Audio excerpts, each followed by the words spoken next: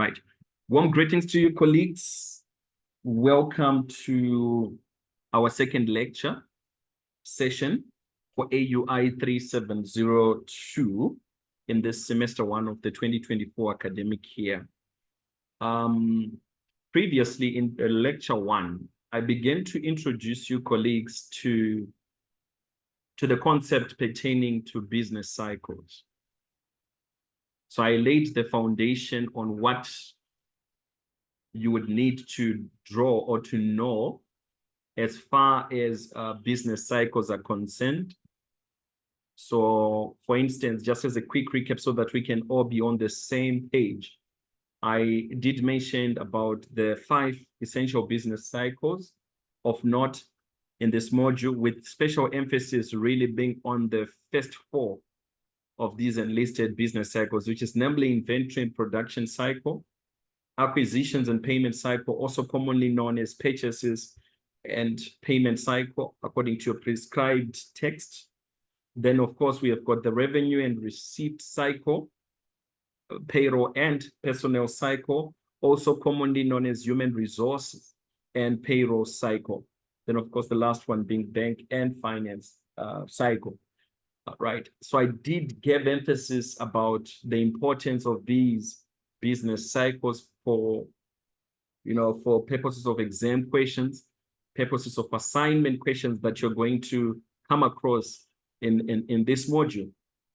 And I also began to, of course, lay foundation with respect to the examinable items, or what I normally call assumed knowledge, that one needs to know in as far as these business cycles are concerned. So I've enlisted, for instance, the first thing that you need to establish when you're studying business cycles, you need to know phases, functions, stages that are found within each one of the respective business cycles, be able to be in a position to identify the people involved or even the departments involved, documents that are used, as well as records that are maintained at each of their respective stages in a particular cycle, and then what the examiner would test you or examine you guys on would be, for instance, identifying weaknesses in the system description, identifying of risks in the system description. So the system description here is really simply referring to a case study scenario that you'll be presented with in the case of an exams examination situation, or in a context of an assignment. Then, of course, number 6, they would ask you guys to give recommendations, which is commonly what can be attributed as internal control measures, which is aimed obviously to addressing either the weakness or a risk. And then, of course, they will ask you to draft audit procedures, as well as drafting of audit objectives. So this is the foundation that I laid out in lecture number 1. But for tonight's engagement, our focus will be on one of those business cycles, which is your purchases and payment cycle, also commonly known as acquisitions and payment cycle. So what I did to make it simpler for you guys, I revised the notes that I drafted back then in a couple of years ago, pertaining to this topic.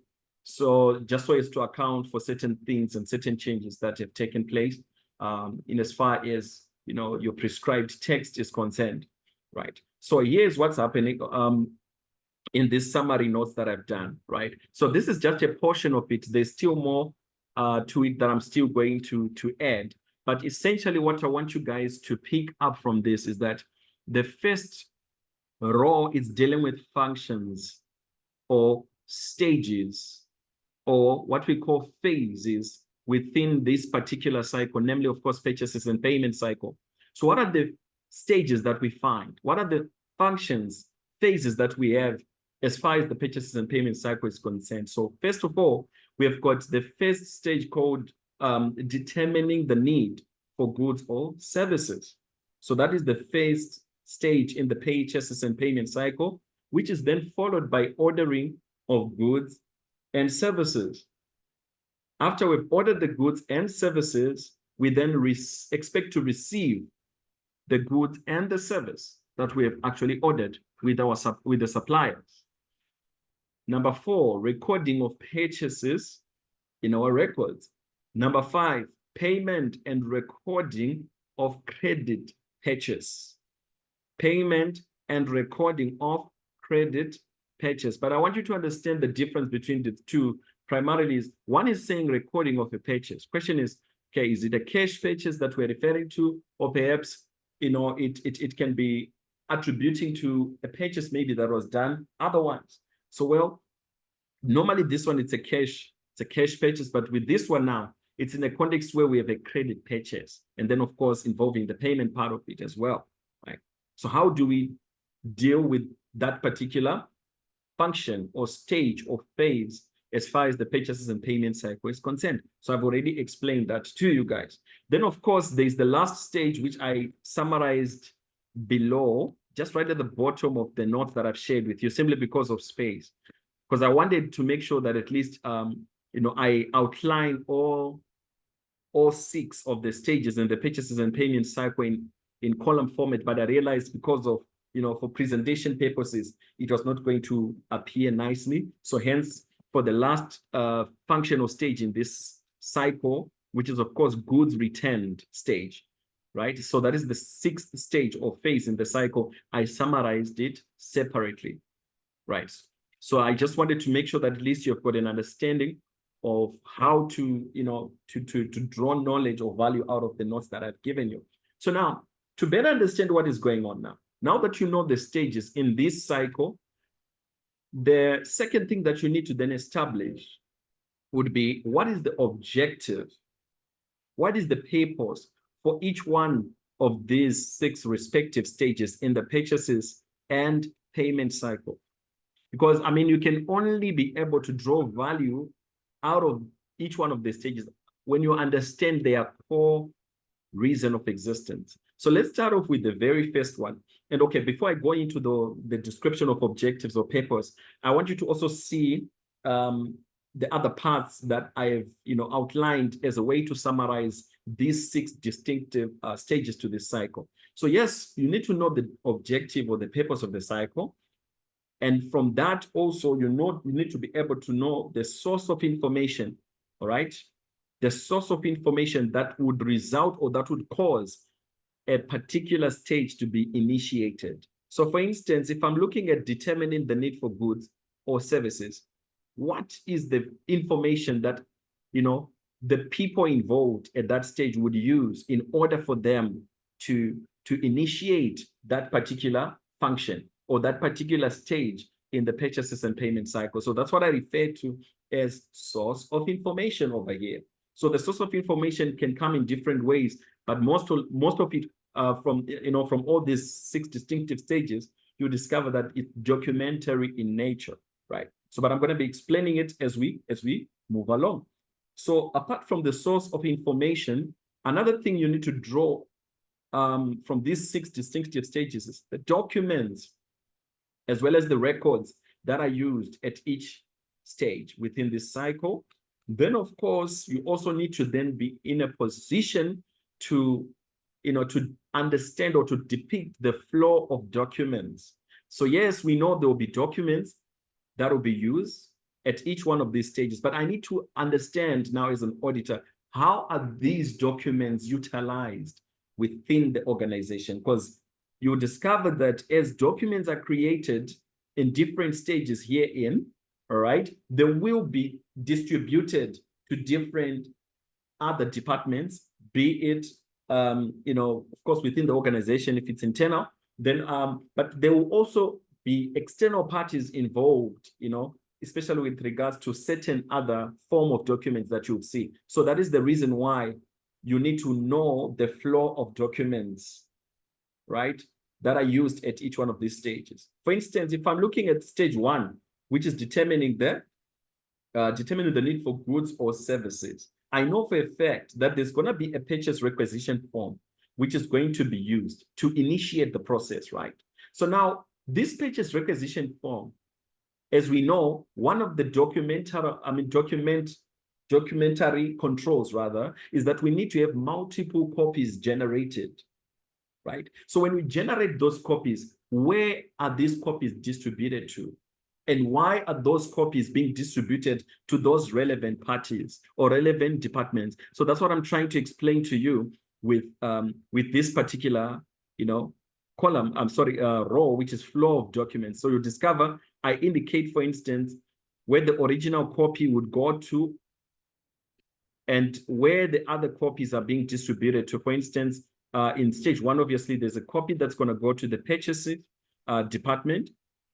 And if we go to stage number 2, for example, there's several other departments that you see coming into the picture in as far as flow of documents is concerned. But also another question one should ask is what documents rather are being distributed here to these various departments? It could be one, it could be several documents that are flowing from one department to the other. So we need to be able to be in a position where we understand why are these documents being distributed amongst the different departments they're in. And right. So that's important. So that's the flow of documents. And another important aspect you should also be able to draw out of this is the people involved, together, of course, with the departments that are participating within these stages of this particular cycle. You need to know the responsible people, departments, the responsible personnel. Why do we need to know that? So that we can be able to know who is accountable for what in case something goes wrong. And that in case if something goes wrong is what I'll then discuss with you next week in a separate lesson altogether, where I'll be dealing with risks as well as specific control activities which will be which can be implemented to address those risks at each one of these distinctive phases in the cycle or stages in the cycle, functions in the cycle, as it were. So I'll discuss, for example, for instance, if we're looking at determining the need for goods or services, what are the risks that could actually that could take place during that process? If I'm looking at ordering of goods and services, what are the risks that could actually take place in the process of ordering goods from our suppliers, in the process of requesting for a service from our service providers? So we need to think out of the box, because that's what the examiner would ask you guys, all right, to identify risks where in a particular function in the cycle. So they can ask you, for example, risks associated with ordering of goods and services. It might not necessarily be everything here. I mean, in the case of saying they would ask you maybe about all the functions. No, not necessarily. They can just simply choose one or two of those functions in the cycle. And that's why they can bring in the case study scenario where they are explaining specific procedures, activities that are taking place, for instance, during the receiving of goods and services in a particular organization. So when you evaluate the processes, how things are being carried out, you should then be able to identify things that could go wrong. And that's what risks would actually, articulate in this case, right? So, but that is going to be a separate discussion altogether. Hence, you noticed I just simply denoted it to be discussed. I already have the risks.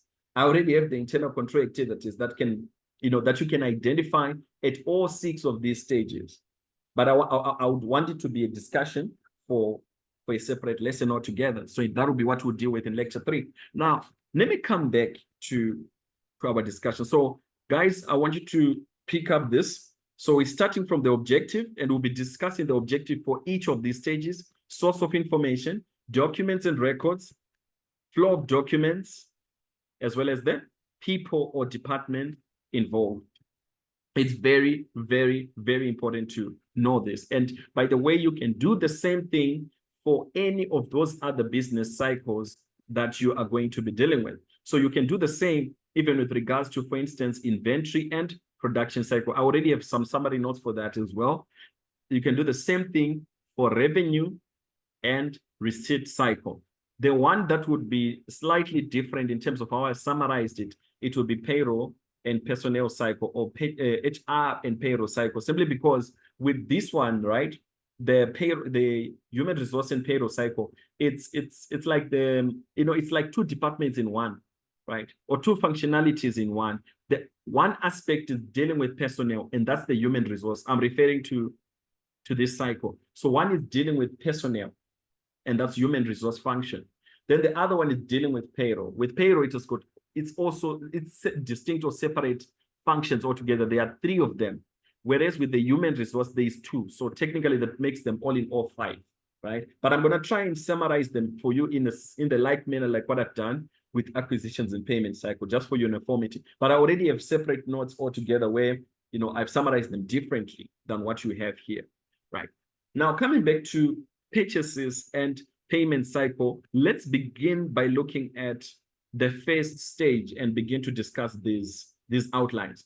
So determining the need for goods and services. What is the objective for this particular function or stage in the purchases and payment cycle? Number one, well, it's basically there to help us to determine the need for materials and to communicate this information to the purchasing section, or what they call purchasing department.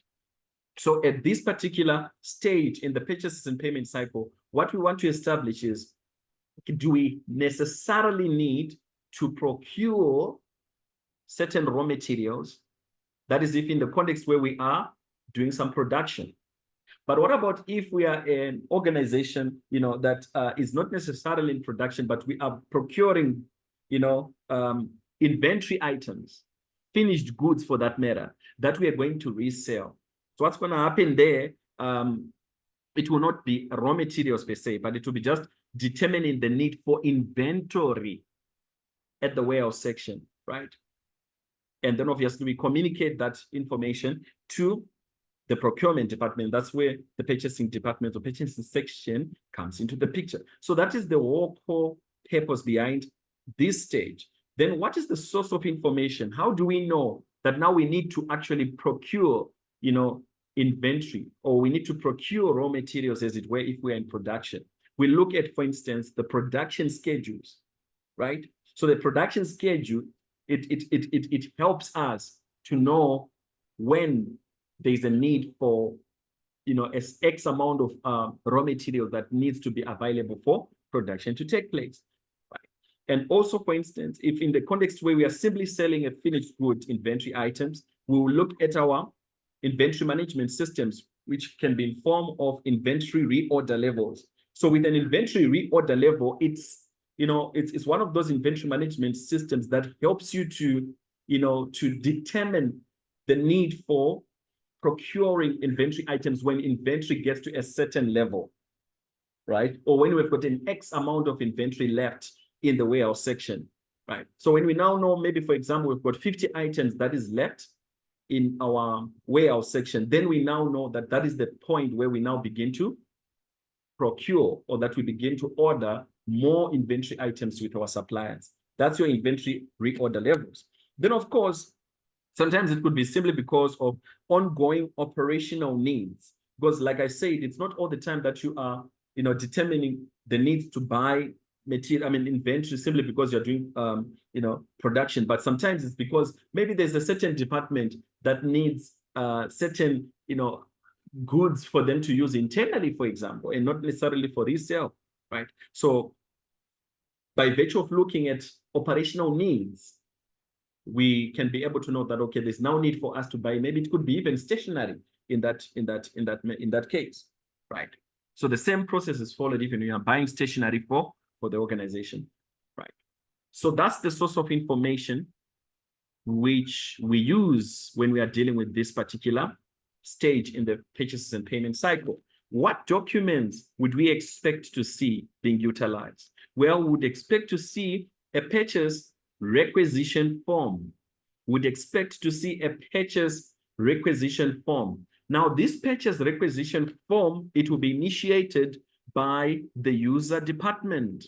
So that's where the original copy would be initiated from. And then there will be certain multiple copies that will be created, but in particular, one which will be, sent or issued to the purchase department. Then there's another one that is just maintained, obviously, for record keeping purposes. Right. And then, of course, which departments do we see getting involved at this stage? We see the user department. Now, the user department, guys, it can be any department that needs certain inventory items to be bought. So it can be, for instance, production department. It could be the accounting department. Maybe they've run out of stationery. They need stationery to be acquired. What do? They will initiate the need to say, look, we are running out of stationery. Please, can you procure this for us? So it can be any other department. That's the user department here, guys. So it can be any other department within the organization, right, that could actually have a need for certain inventory items to be procured. Right. Then, of course, we also see the purchase department coming into the picture. Now, I want to take you to your prescribed textbook so that you can be able to, to see the flow of documents for yourself. So your prescribed textbook in this regards, it's your performing internal audit engagement. So I want to quickly take you to that part so that you can be able to see it. It's actually on page 150, it should be 155. So let me quickly take you through that so that we are on the same page. And I want to also teach you guys how to study these things in your prescribed textbook the right way. Okay? Right. So we are saying that the first stage is determining the need for what? For goods and services. So when you are looking at your textbook and you're studying a function or a stage in the cycle, what you're looking at there, guys, which you need to draw, this is basically the blueprint of what needs to take place according to the norm. So as far as determining the need for goods and services is concerned, what exactly should transpire?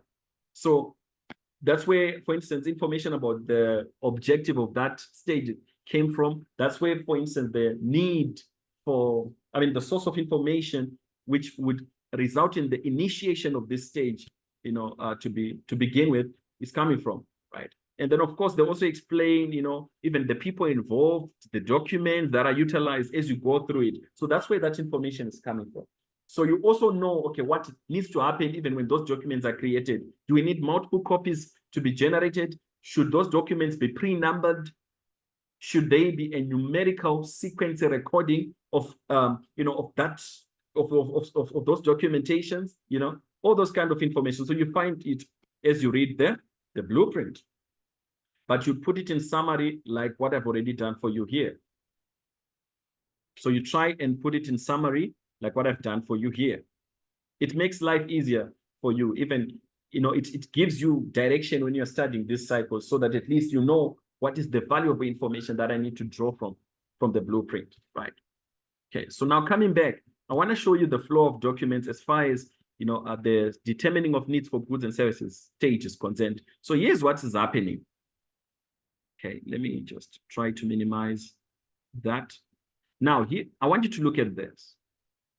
So when you're talking of the flow of documents, normally in your prescribed text, they would show it in form of a picture or a diagram, as it were, in this format. So at determining the need for goods stage, here's what is happening.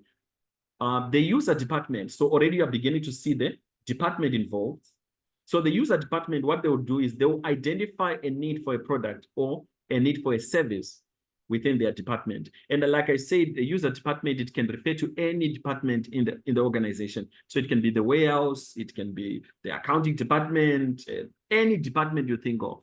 There will be a need for for a particular product to be bought or a need for a service to be done in their department, right? So what do they do? So they will initiate the need.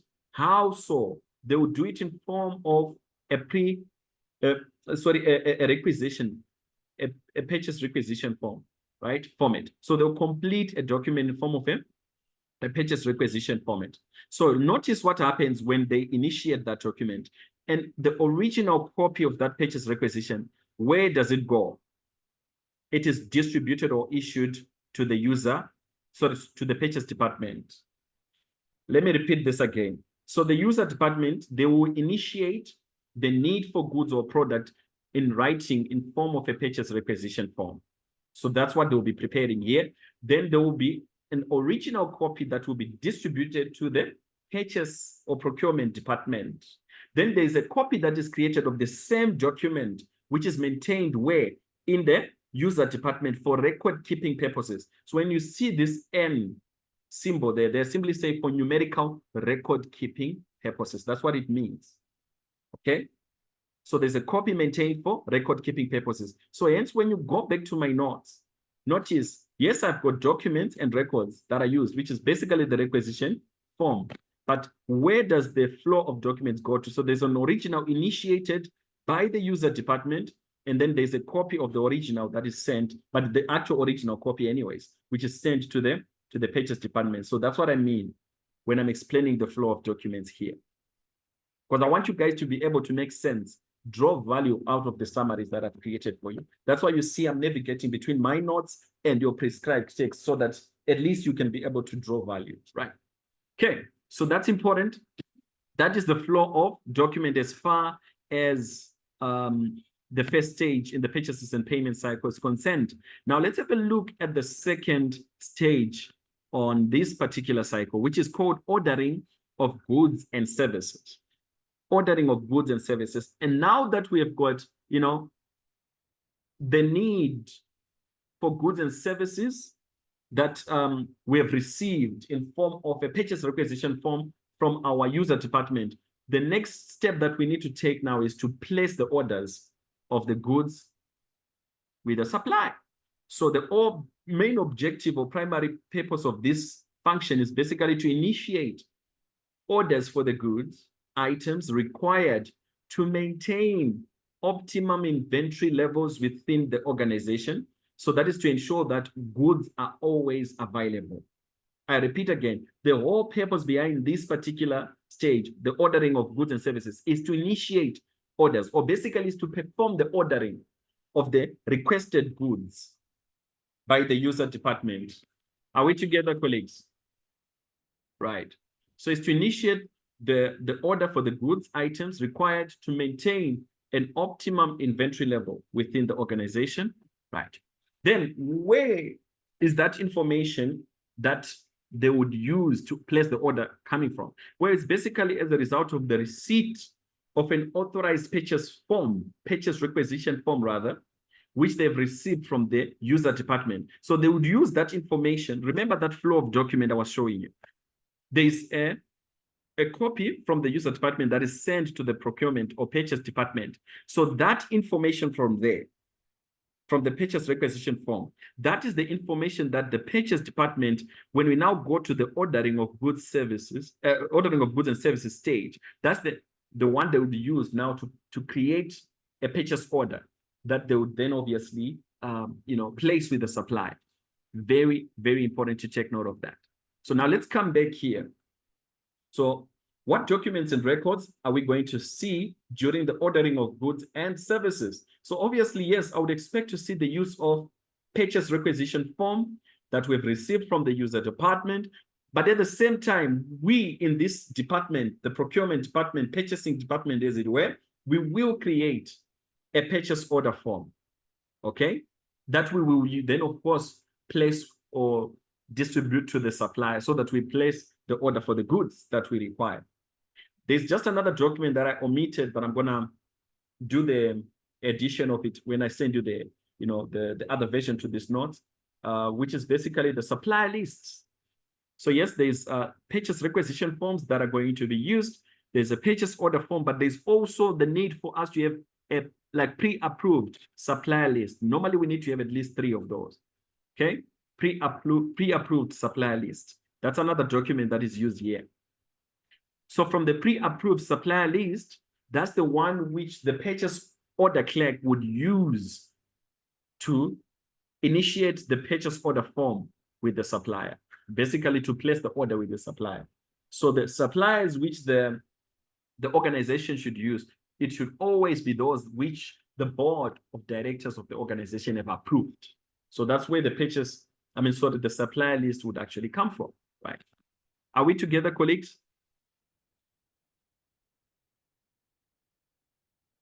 Are we together? Yes, we are. Great stuff. Flow of documents. I'm going to also show it to you from the prescribed text, which is your blueprint. So the flow of document, there's an original copy here, guys, of what? Of the purchase order form, which is initiated by who? By the supplier. there's an original copy initiated by the purchasing department, but the original copy of the purchase order form, it's issued to the supplier. That's what I mean here when I'm saying the original copy of the purchase order form, it's distributed to the supplier. Then there's a copy that is obviously distributed to the accounting department. I'll explain to you why when I take you to the blueprint. Then there's another copy that is sent to the receiving section, right? Because after we've ordered the goods, right? After we've ordered the goods, we expect to receive the delivery from the supplier. So there's need for a copy to be distributed to the receiving section of the warehouse in the organization. Then there's another copy that is sent, of course, to the user department so that they are assured that what they've requested for have actually been ordered with the supplier. And then, of course, there's the purchasing department. So with us being the purchasing department, we are the ones who initiate the order in any case. So there's a need for us to maintain the purchase order form for record keeping purposes. That's what I mean here when I'm saying copy number 4. Taking you to your blueprint, I want you to look at the flow of documents here. So there's an original copy which is sent to the supplier. There's one copy that goes to the accounting department.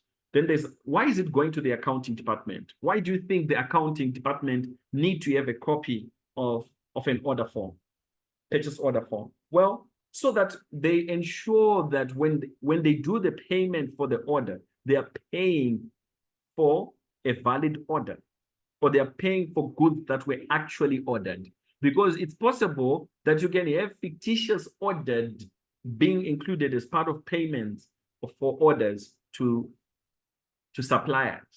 So there's need for, for a copy of the purchase order to be distributed to the accounting department to ensure that when we do payments to our suppliers, we are paying for valid orders. Okay, right. And then why the receiving section need to receive the purchase order form copy? The reason why they need to receive this is so that when the goods are being delivered by the supplier to the organization, of course, they will come to the warehouse section, and then warehouse section, they've got functionalities that they have there. One is called the receiving section, there's the storage section, and then there's the distribution section. Those are the different sections that you find when you go to your warehouse department, any organization under normal circumstances. That is how it's supposed to be according to the blueprint. So when you're talking of warehouse, it's made up of those 3 parts that I've mentioned. Number 1, you've got the receiving section, the storage section, and the distribution section. So the receiving is where we are receiving from the supplier. The storage is where after we've received the goods from the supplier, we then store them in our warehouse section. And then if we are selling the goods, okay, to our customers, we have to distribute them by loading those goods to the truck. So where are these goods coming from when they are being loaded to the trucks? They'll be coming from the distribution section, right? Same thing is true if we are returning goods that are defective, right? Goods that are not, in order. They have to go through that section within the warehouse. Okay, so it's very important. That's why there's need for a copy to be distributed to the receiving section of the warehouse. And then there's another one that is, goes to the department requesting the goods. Why? This is just to give them assurance that the goods have been ordered. Then we have to have one in the procurement or purchasing department for what? For record keeping purposes. So usually, when they say, and that's why I was telling you that when you see this N symbol, it simply means for numerical record keeping purposes, usually for record keeping purposes. That's what it means. Okay. So if you go to page 162 of your prescribed text, here are the copies. So there's an original copy initiated by the purchasing department. Okay. We are left with 1 minute, colleagues. So what we would do in part B of our session,